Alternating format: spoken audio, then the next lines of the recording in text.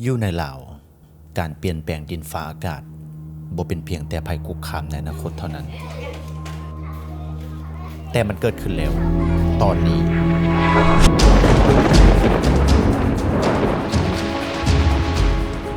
มันส่งผลกระทบต่อการศึกษาทำลายความฝันและได้ความบ่เสมอภาคทวีให้แห่งขึ้น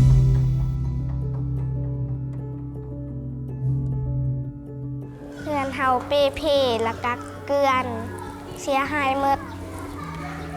พ่อแม่บอกว่าเฮาต้องได้ย้ายเฮือนน้องบ่ฮู้ว่าจะมาโรงเรียนตอนใดโรงเรียนเฮาก็เป้น้องก็บ่ฮู้ว่าสิได้กลับมาโรงเรียนตอนใดหลานอยากมาโรงเรียนหลายๆหลานคิดฮอดหมู่หลานหลายๆเด็กน้อยในวัยนี้เขาเจ้าก็มีความฝันเนาะแต่ปัจจุบันเขาเจ้าก็ผัดมีความเสี่ยงที่จะสูญเสียอนาคตของเข้าไปหลังจากเกิดภัยพิบัติโรงเรียนได้รับความเสียหาย6 เดือนจากภัยน้ำท่วมก็รู้สึกว่าเสียใจที่บ่เคยมีในประวัติในปัจจุบันการแก้ไขการเปลี่ยนแปลงของดินฟ้าอากาศยังเป็นความท้าทายของหลายภาคส่วนผ่านมาโรงเรียนบางแห่งยังก่อสร้างในพื้นที่ที่มีความเสี่ยงสูงและนักเรียนหลายคนยังบ่สามารถเข้าถึงข้อมูลที่เกี่ยวกับการปรับตัวต่อกับการเปลี่ยนแปลงของดินฟ้าอากาศได้อย่างทั่วถึง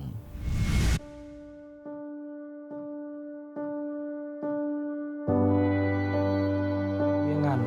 โครงการโรงเรียนที่ปลอดภัยนี่ก็เห็นว่ามันมีคุณประโยชน์หลายสำหรับน้องน้อยนักเรียนก็คือชุมชน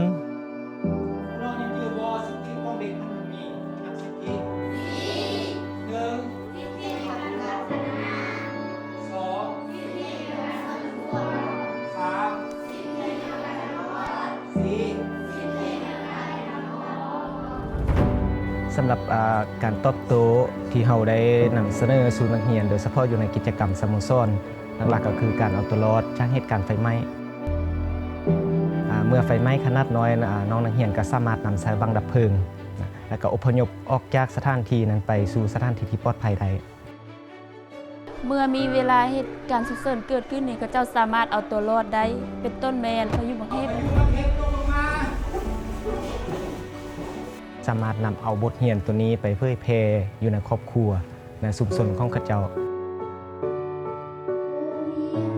ตอนนี้โรงเรียนของพวกเขามีความเตรียมพร้อมแล้วเนาะถ้าเกิดภัยน้ำท่วมอีกโรงเรียนเฮาก็จะบ่เสียเวลาในการเรียน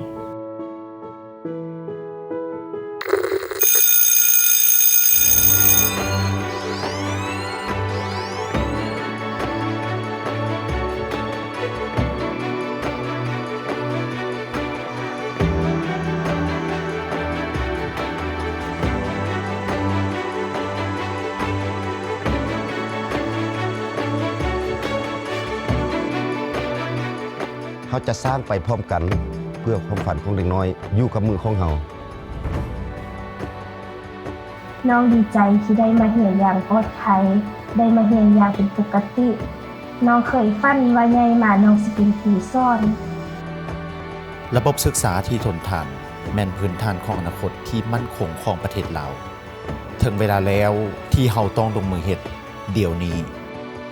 เพื่อร่วมกันสร้างอนาคตที่พวกเราอยากเห็น